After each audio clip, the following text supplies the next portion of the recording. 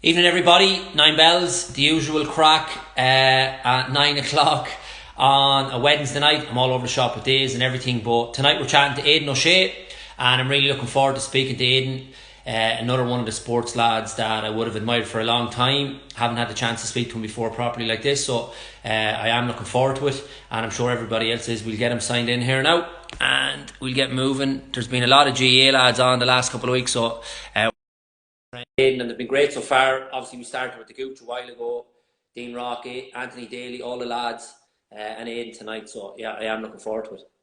Just waiting for him to connect up here. We'll be 2 minutes now and we get moving. Hope everybody's in good form, and the weather unbelievable again today, so it's keeping us going at the moment, to be fair, but we're just waiting for Aidan to connect up and we'll get going there. I think he's there now. The old Wi-Fi down in Brafey better be strong or we might be in trouble. But we'll see how we get on. Robert Kelly, I'm good. How are you, pal? Monty saying hello as well. Hope you're all good and all in good form. Just waiting for him to connect.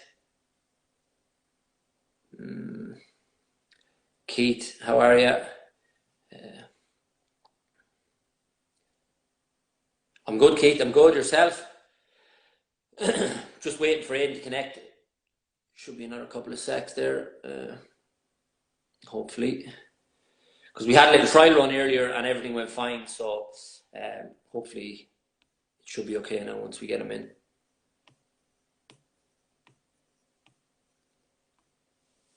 He's telling me it won't let him request. Try it again, Aidan, and it should work. Kean. You always make me laugh, Kean, whether it's on Twitter or whether it's on here. But yeah, fantastic heads of here. That's some crack, yeah. Try it again, Aidan.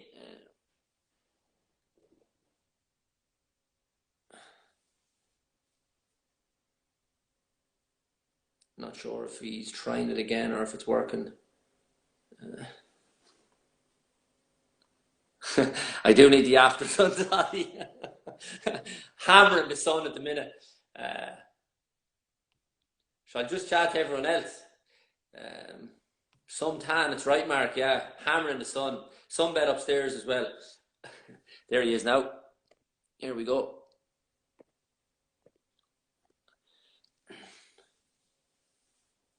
Here we go. How are you, pal? Good, good. How are you? Sorry about that. With the technology there, are you? I was actually putting in the request of saying you wouldn't accept me. You invite me on and then you won't accept me. Why wouldn't I accept you? So I'd be waiting not only all day for this, I'd probably be waiting a few months, I'd say, at this stage. So yeah, the old lockdown has helped me in terms of the idea and getting a few people on, and everyone's been great with their time so far. So I've had a lot of the soccer lads on, shaking it up a little bit with the GAA lads as well. So I'm continuing on the team of the GAA lads. So it's good to have you. How are you? Good, good. Thanks for having me. Yeah, not too bad. Here actually celebrating sister's 18 today, so we're out in the house celebrating, and yeah, it's been a funny couple of weeks. Obviously, like everybody, I'm working from home since probably Paddy's weekend, and then obviously, you know, not being with the lads over the last couple of months has been very strange. Not being on a football pitch like this, I don't know a time, whether it be playing club football or underage, it's never been like this, so it's very strange. But yeah, look, I suppose, you know, I'm lucky that I can work. You know, there's obviously people who've lost their jobs over this. I'm lucky I can work from home.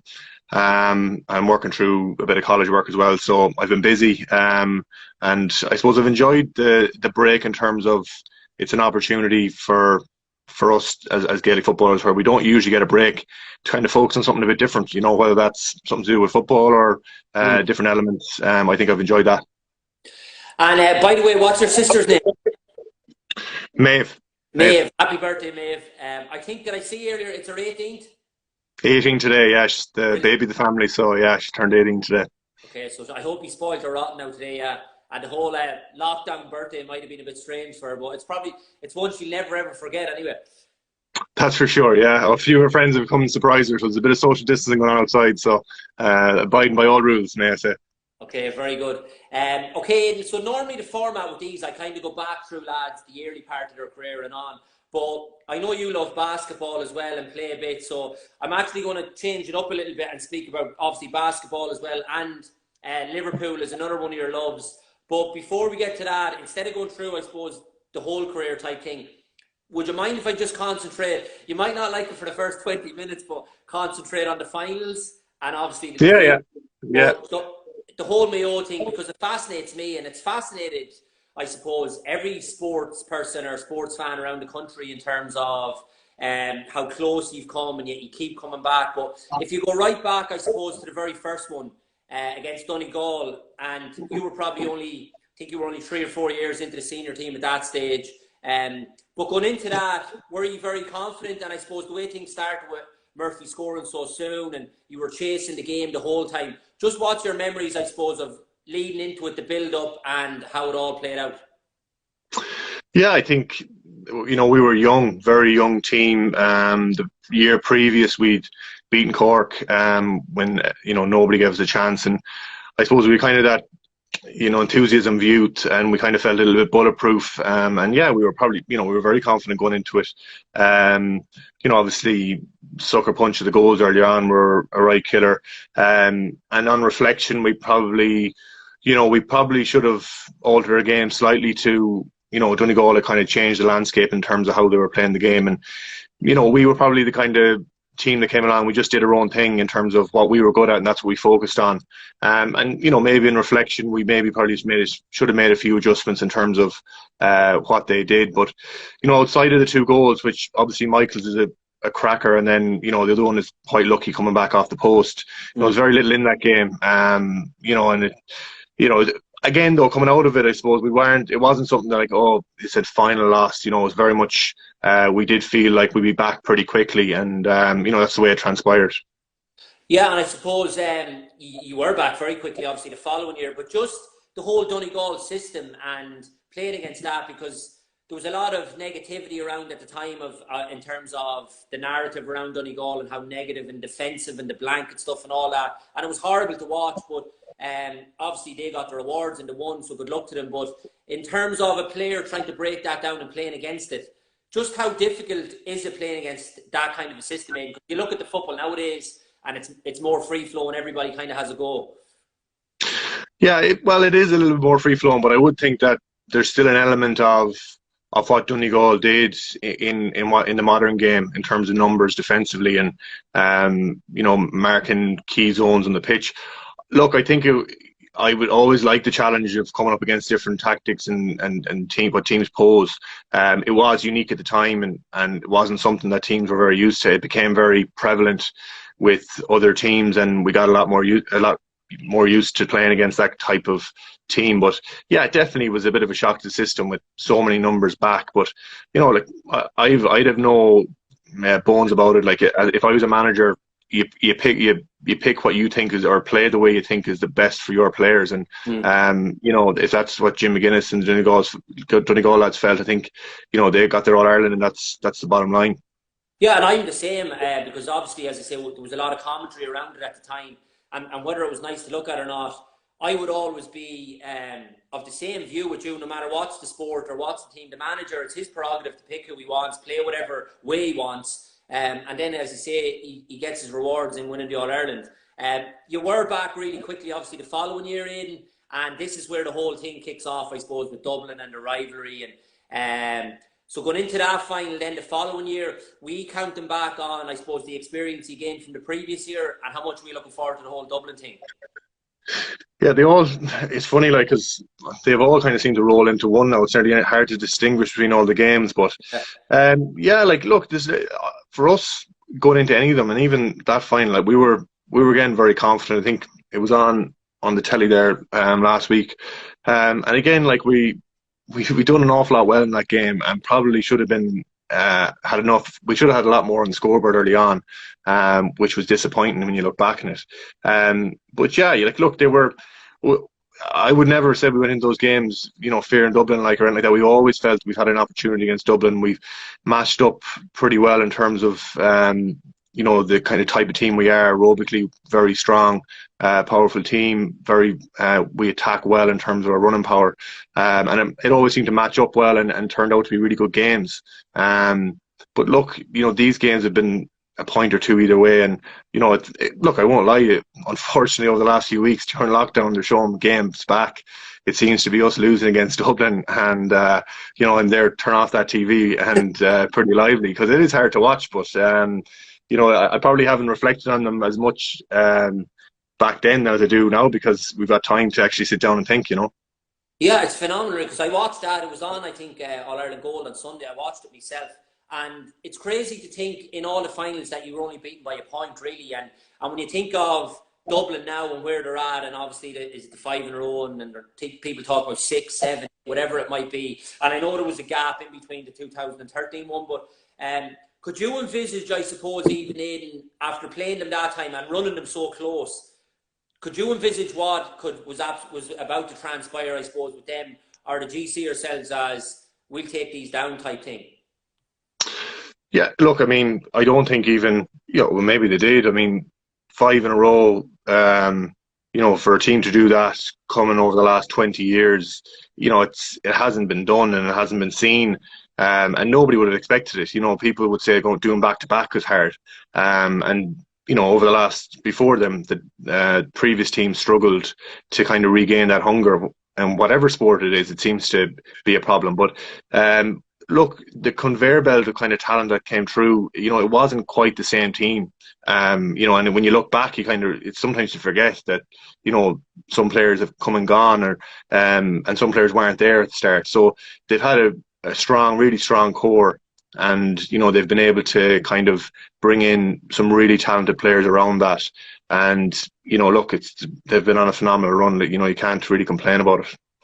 On that one as well, because what struck me in the final, going down to the latter stages, I think there was only a point in it, but ye gained possession, I think, 3 times and kicked it away, and the chances that he had, just in terms of, I know the disappointment, and it's obviously heartbreaking to lose an All-Ireland final, but nowadays, and I suppose even back then, with so much analysis on the game and obviously all the stats that you have and different things like that, did the manager ever look back on the situation where he kicked away so much ball? Do you actually review that, or do you end the final and you're so disappointed and you go off and do your own thing until you meet up again?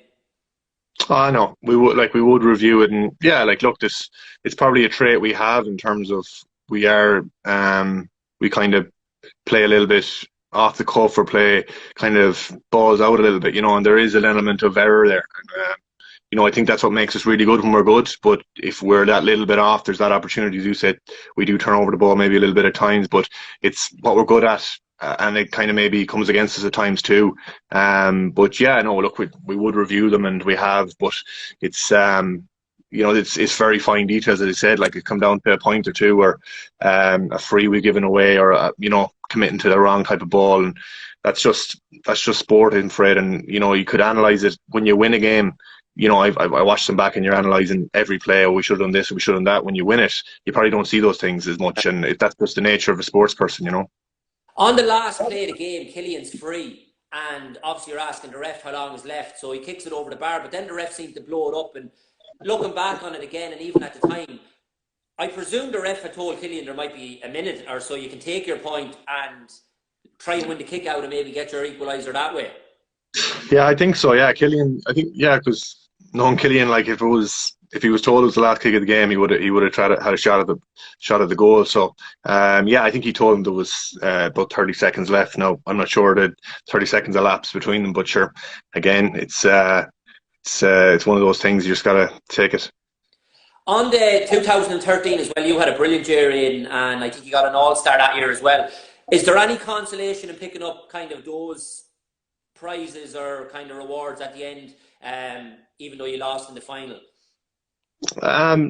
Look, I suppose when you're a young fella growing up, you want to win All-Stars as well as win All-Irelands, and they are nice awards to get. And yeah, look, they're nice to have, but I suppose they're complementary when you have a Celtic cross, and the reality is that's what every single Mayo player wants. There's lots of All-Stars in that dressing room, but it's not what the guys want. It's it's a Celtic cross and we'd exchange it all, and I know it's a cliche, but that's the reality. In terms of personal performance and stuff like that, it is nice to get recognised and pick up your all-stars, but that's I suppose secondary. Yeah, of course. So then we get to obviously the epic finals, I suppose. Not that those two weren't epic, but 2016 and 17, and again you run them so close, and the drawn game. I suppose, what's your kind of memories of that one, Aidan? Again, is that one that you look and think we left it behind us, or and at this stage now you're building up towards, I suppose, even me looking in thinking, how do they keep coming back? Yeah, there's 17. 17 was hard. Again, I think 17 is the one we conceded the goal early. Khan gets the goal early in the game. But I think we responded quite well to that, and I think we went in level at half time. Again, we should have been probably slightly up. They got a dodgy enough free just before half time, and then down the stretch again, there's very little in it, and it's down to those, Alan, as you said, it's down to a couple of possessions, and you look at Dublin last year against Kerry and the way they managed that possession to make sure that they were leveling the game. I think that they're the difference makers, and that's what's important down the stretch of a football game. And we've put ourselves in positions in those two games, but just haven't been able to ensure we got on the right side of it. I think there's the kick out. Myself and Tom, we had a miscommunication on the last kick out, which they got the free from for the 17 final.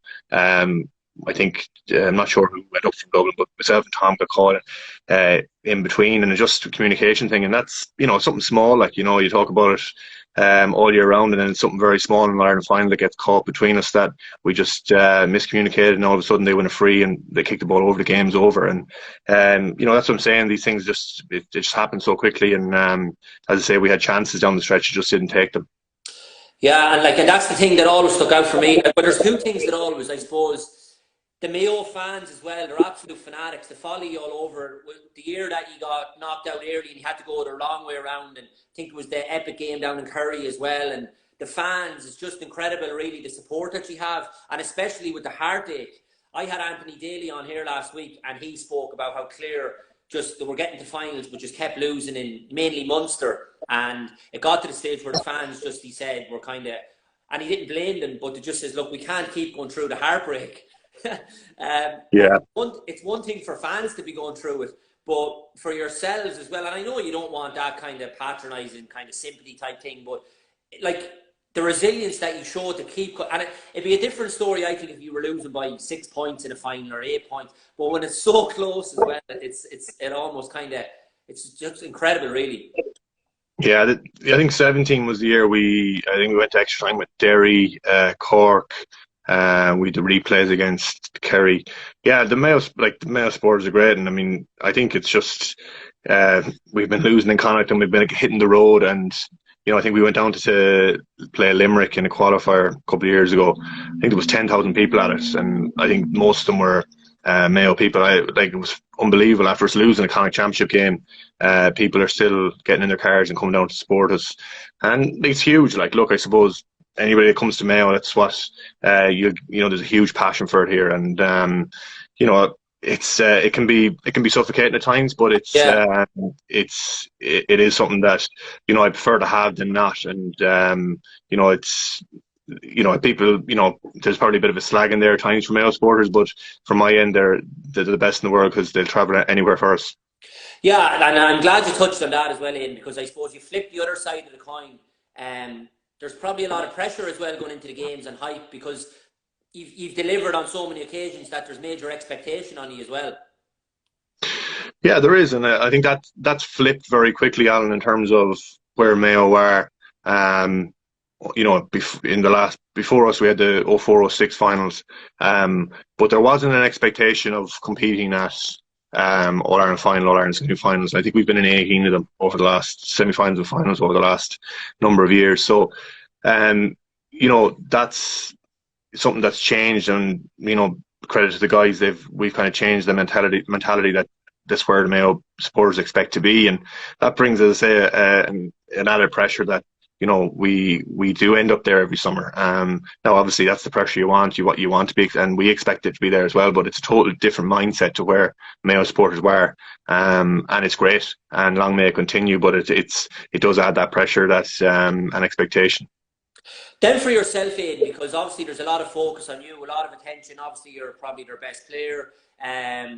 But over the years, as we've seen you kind of evolve and change, and different positions, it always stuck out to me because even I remember I was at the game against Kerry where they stuck you on Donaghy as a fullback. I love to see it kind of in midfield, but then some days you see a centre half forward, full forward, all different positions, which you're obviously capable of playing. But is there any one position that you say, look, this is my best position and I love playing here? No, but I probably should have said that when I was 18 or 19, and I probably would have been stuck somewhere. But you play it now.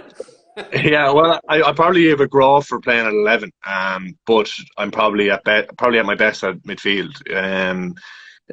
But again, it's hard because, like, I'm not the kind of person who's going to, be saying I want to play in one position. That's it.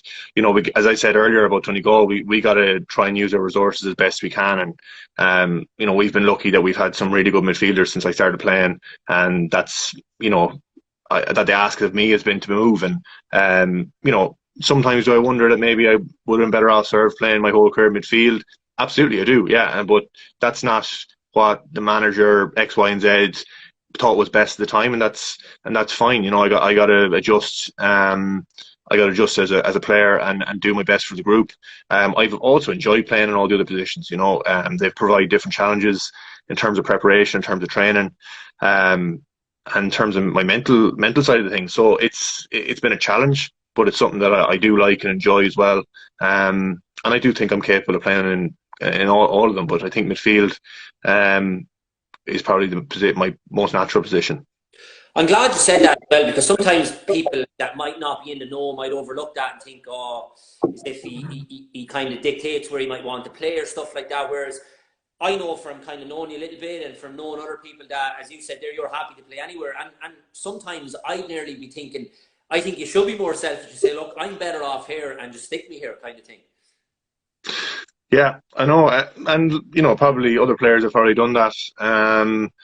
But you got to be realistic. Like I'm an amateur footballer from Mayo. I'm in a really privileged position to be where I am. I'm doing it for 12 years, and to be honest with you, if I can keep playing for the next 5 or 6 years, and somebody said throw me in goal, I'll do it. And that's I just love doing it. I love playing for Mayo. When I got asked to play full back against Donny, I think I met Rachi on the Saturday night, and he just said, the Saturday before for a coffee, and he said, would you do it? I said, yeah, absolutely, no problem.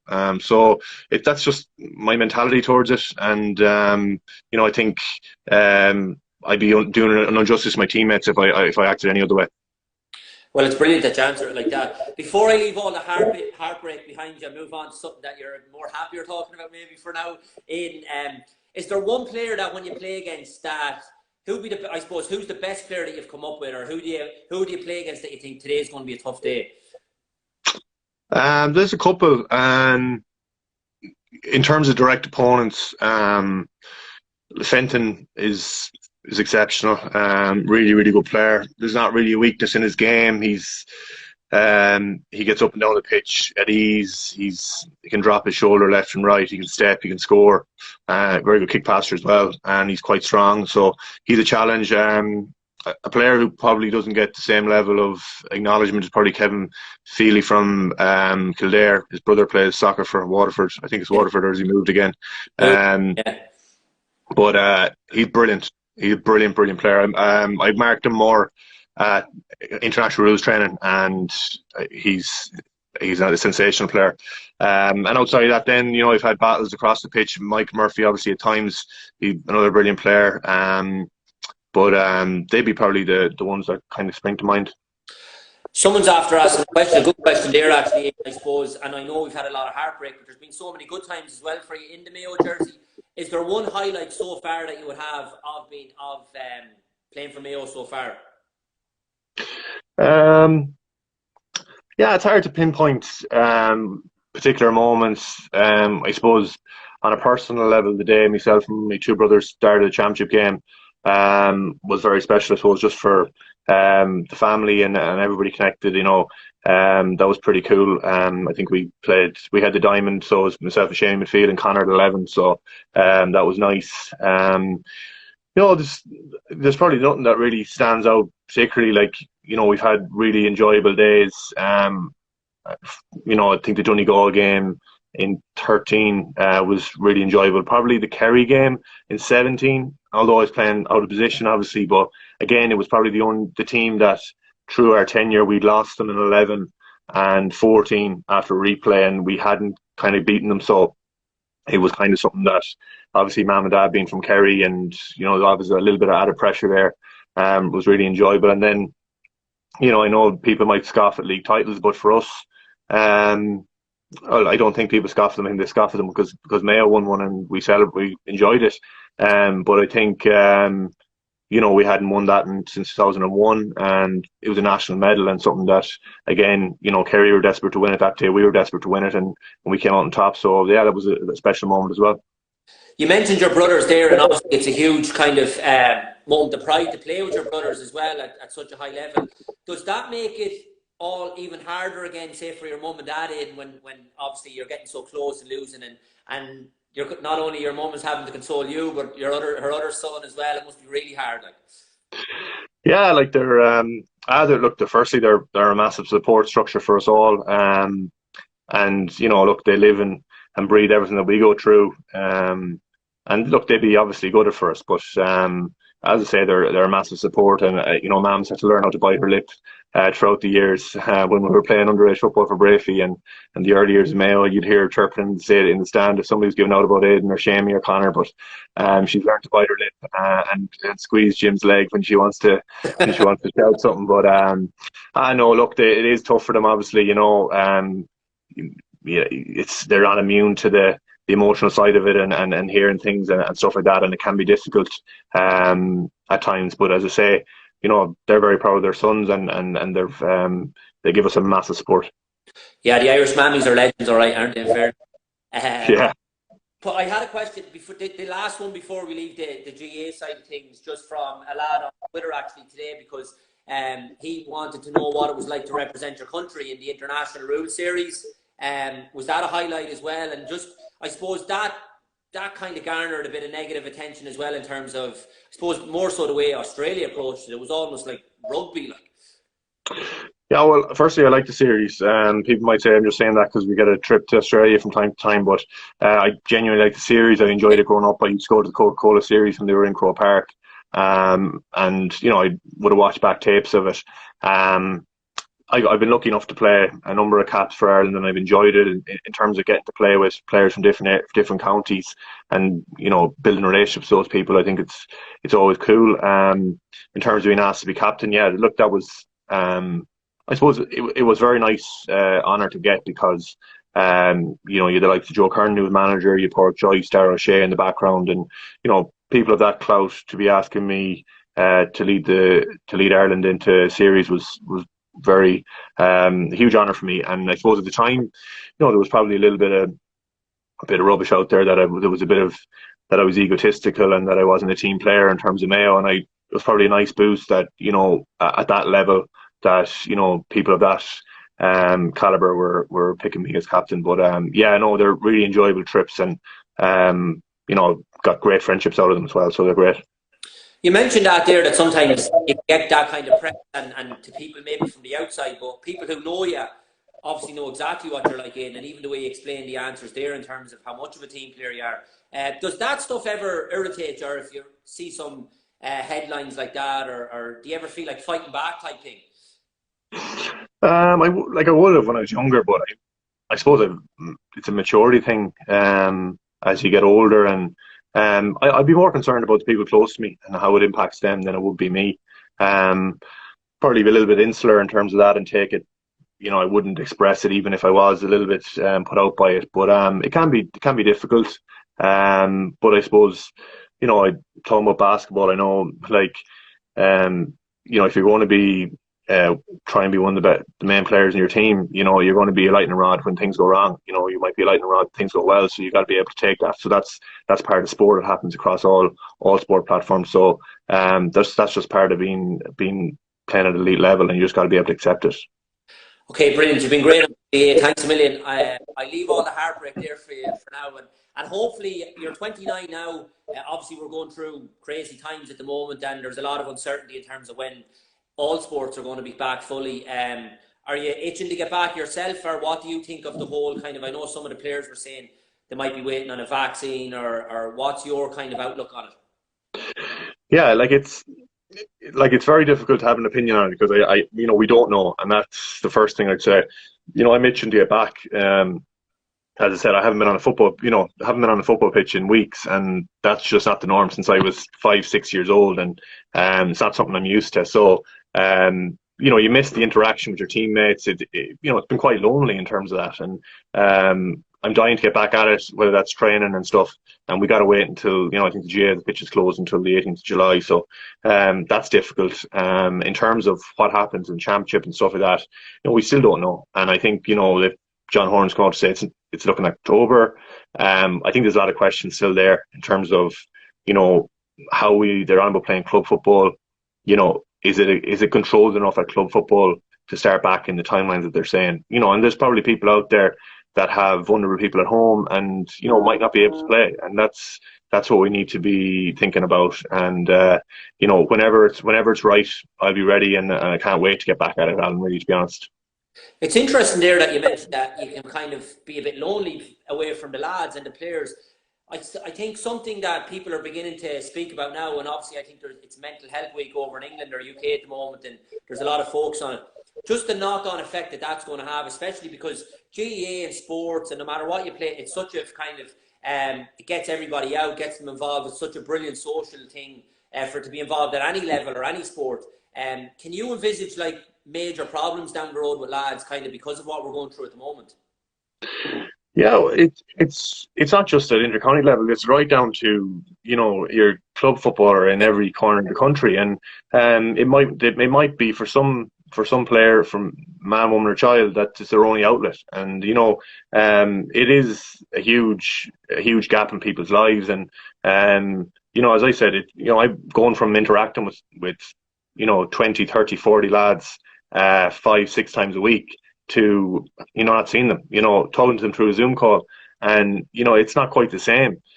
So it will challenge people mentally, and it's something that people need to try and prepare for as best they can. And it's going to take people to reach out, pick up the phone, have a conversation, you know, because it's not the Irish thing to do. You know, it's not the Irish thing to do to pick up your, you know, when was the last time you picked up the phone to one of your mates and just had a chat for an hour? You know, and that's, you know, it's probably something that I've tried to do over the last few weeks. And just say, check in with that guy. How is he? You know, and see. And it doesn't have to be anything soppy. It's just a chat, because you know, people are stuck in a situation at the moment where they are isolated, and it's not the norm. It is tough, yeah. It's tough for everybody, but hopefully, I feel as though we're kind of coming out the other side, and hopefully we are in, because it has been a really tough time. We leave that there, the GAA stuff, and I know you're mad basketball, and obviously the hottest topic in town at the moment is The Last Dance. I presume you've watched it all. I watched the last episode last night, and it just blew me away. Like, I knew Jordan was good. I probably didn't have as much focus on him growing up as a kid as when he was doing all that stuff. But after watching the documentary, and I love Maradona, and the Maradona documentary was on a few weeks ago, and I saw it in the summer as well, and it was unreal. But the Jordan one is the best thing I've ever watched. It's just incredible. Yeah, it's gripping. Like, it's some show. You know, whoever is the director or editor behind it, like, it's really well done. I've enjoyed it. I'm probably going to watch it back straight through again. Yeah. It's that good. You know, as you say, I was born in 1990, so you know, I wasn't aware in as much detail as they've gone through in the series.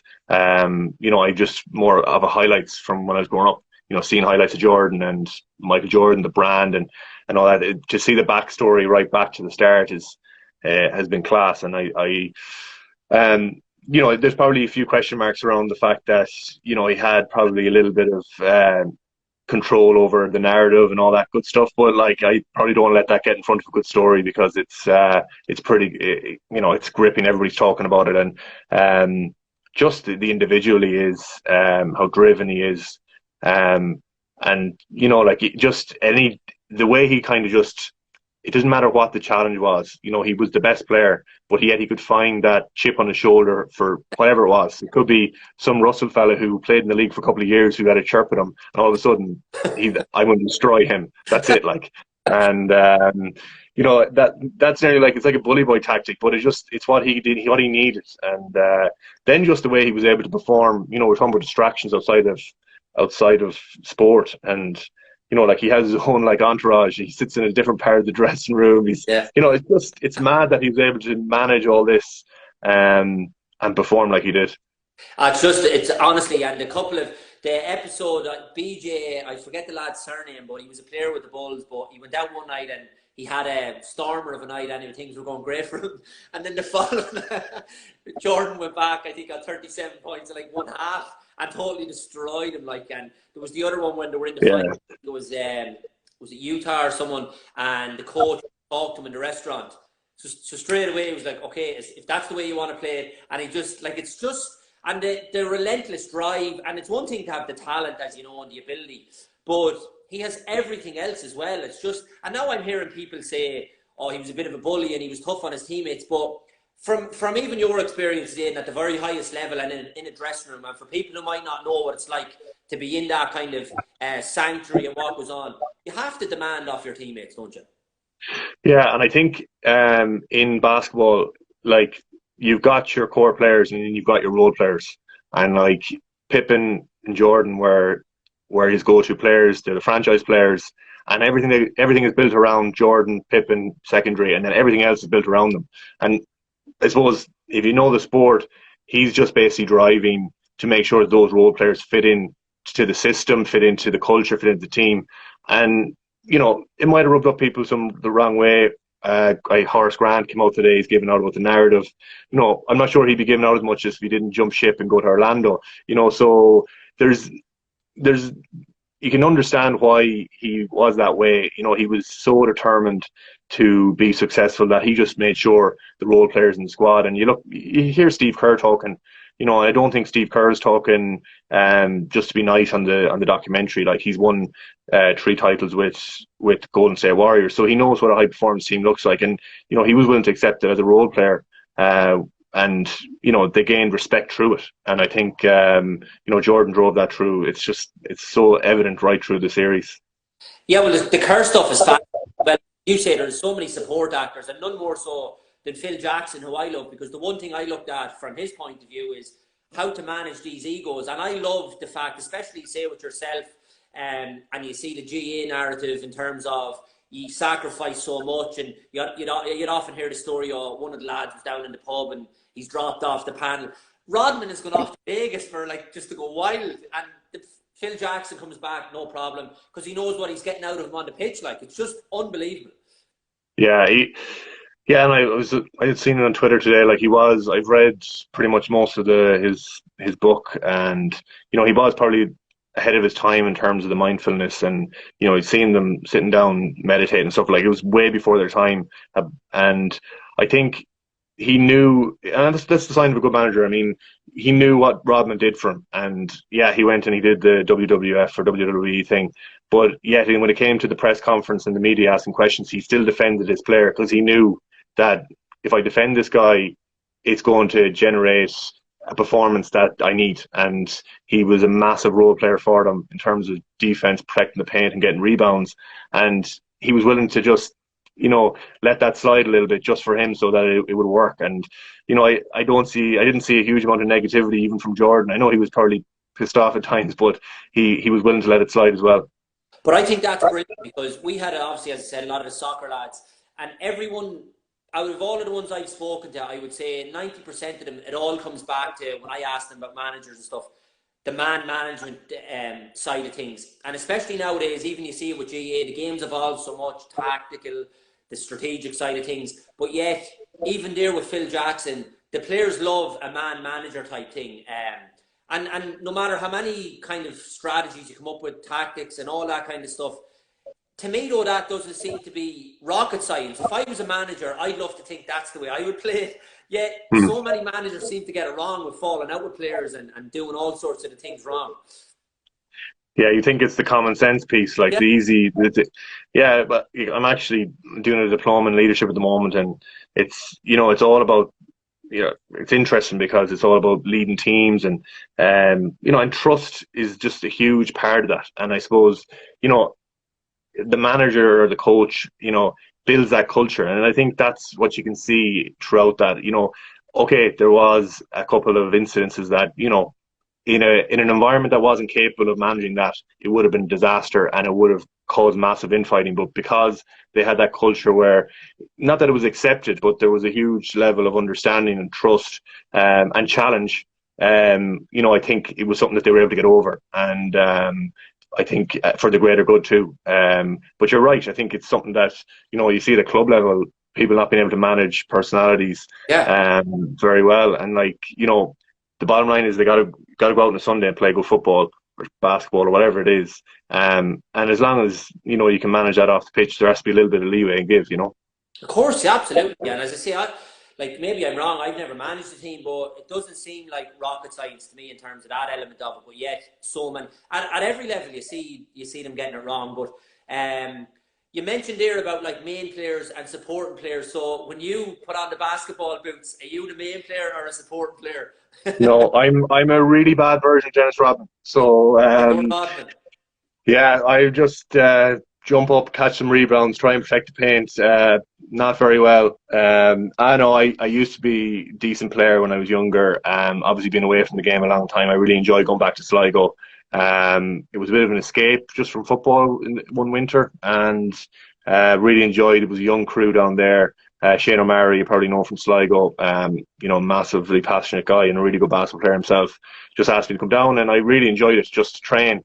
And then they were like, will you register? And I was like, lads, I haven't played basketball in 7 or 8 years. And they were like, you're fine, register. And I was like, I registered. And then all of a sudden I'm fired into a game. And I was like, lads, don't be giving me the ball in offense. They use me. I'm the decoy. I'm like Scotty last night when his back was out for the whole game. Yeah, that was incredible with Scotty Pippen. But the Sligo thing, because you went down, I think it was 2017. And I know a couple of lads involved. And they absolutely loved having you, Aidan, and spoke glowingly of you in terms of how you went in and was just one of the lads and got on great with everybody.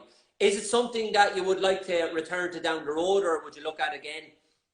Yeah, no, they do. Shane be on to me every winter to see what my status is like. But when you're a bit older, I would absolutely love to get involved in basketball in terms of whether it's coaching down the line. It's sad to see Mayo not have a National League basketball team at the moment, with the history it's there with Ballina, and we had a National Basketball League team in Castlebar as well. To not see that and not to see the same level of numbers playing was probably something to do with us going well in football as well. But I think it can happen that basketball gets a bit of a resurrection here in Mayo, and I when the time comes, I'd love to be involved in some capacity, because as I say, it's something I'm passionate about, and I love watching it. I love the different elements of the tactical elements of it, and it's just a great sport, really, to be honest. Yeah, it's a brilliant game, and even I suppose young kids, I know parents might be unsure whether to show them the Last Dance thing, but I'm showing my little fella just glimpses of it, and he's football mad. But we were walking out of the estate here the other day, and he did something that he's never ever done before, and he got the ball and started bouncing it and jumped up as if he was doing a slam dunk. And it's just that kind of, just from that one clip that he saw, and I'm filling him in. Now he's only 7, but I'm filling him in on Michael Jordan and Air Jordan and this stuff, and it was something. We were just walking out of the estate, and so you might see a resurrection from young kids again, even from just watching that. Yeah, I think so. And I think, to be honest, basketball's in a good place in Ireland at the moment. It's such a global sport, but I think it kind of is it bubbles under the current here in Ireland a little bit. But to be fair to the people involved in Basketball Ireland, they've done a massive job over the last 4 or 5 years, the promotion of it, and and the quality of it has improved immensely. And there's so many good players. And to anybody who's watching, or if there's an opportunity to go see a basketball game in Ireland, I'd really recommend it, because it's a really good show, first of all. And if you've been to a game in Sligo, they put on a great show. And basketball is a really good standard. You see what going on in Tralee. I went to a game there. It's brilliant. And so I think basketball is on the rise. And I think the greater I suppose, the more we can get playing it, obviously the better the standards want to get. And I think it's something I'd love to see happen, that this stays kind of as one of the main sports out there.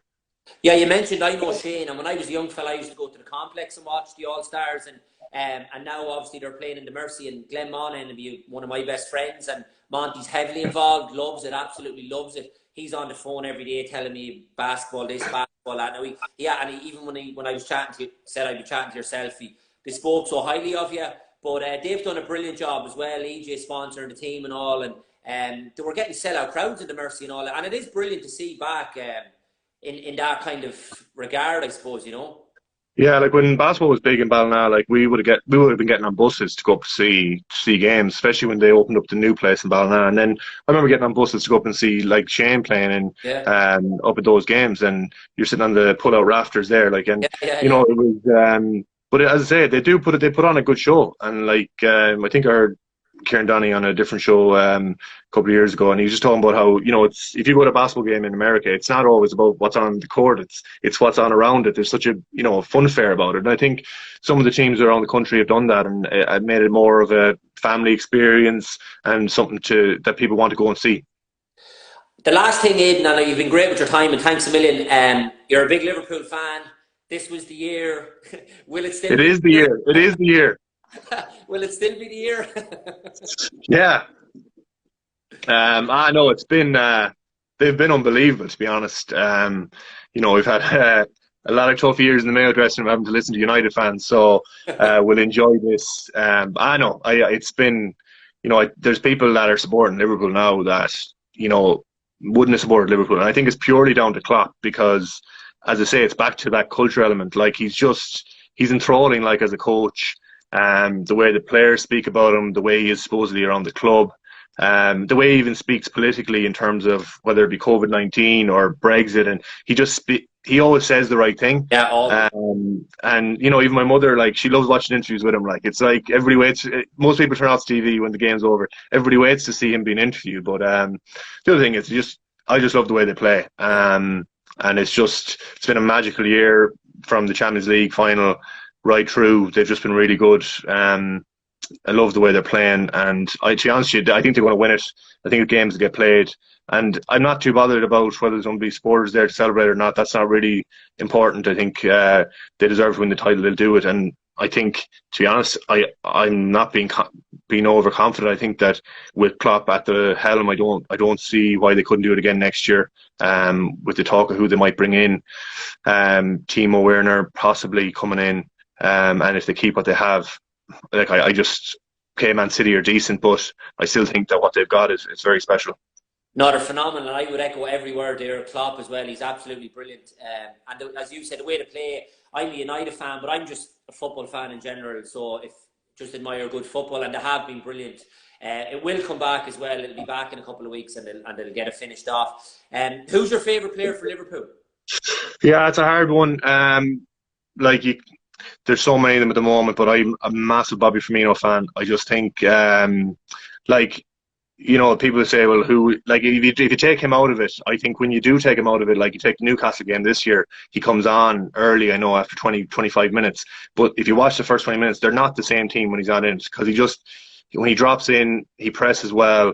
He kind of just leads the other two left and right of him, and I think the team is way more connected when he's on the pitch. Yeah. And he's just, to have a player, a Brazilian as selfless as him, is unbelievable. Like, he probably should score a little bit more. He has chance to score more, but he doesn't think about it too much. Even when you see him off the pitch, he's just, and he's such a team player.